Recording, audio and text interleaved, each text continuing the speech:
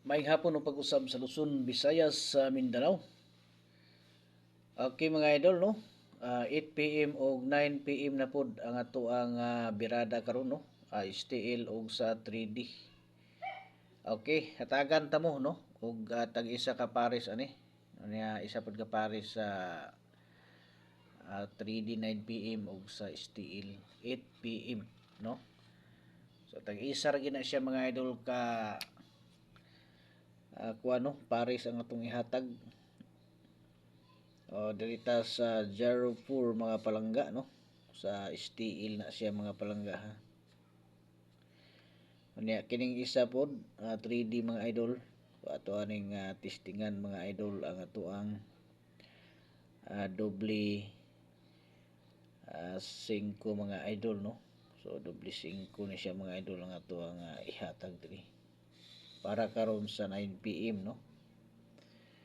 Bago na to ipadayon, katong mga gusto diha mo apil no sa ato ang tag-isa ka kombinasyon target mga idol atong ihatag dito no diha sa community mga idol no.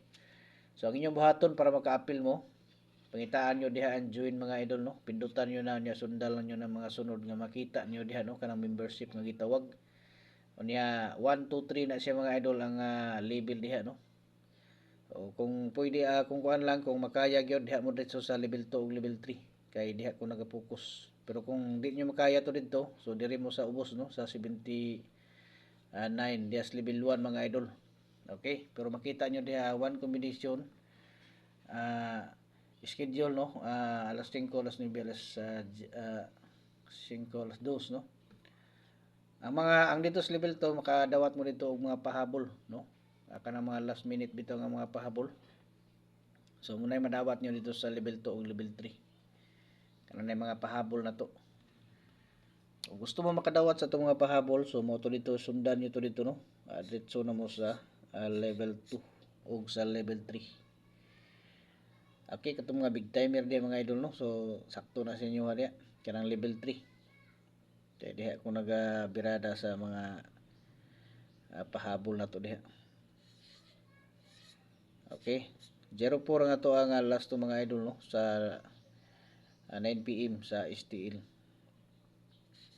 204. Na siya tong sample mga idol sa STL no. So dito sa 3D.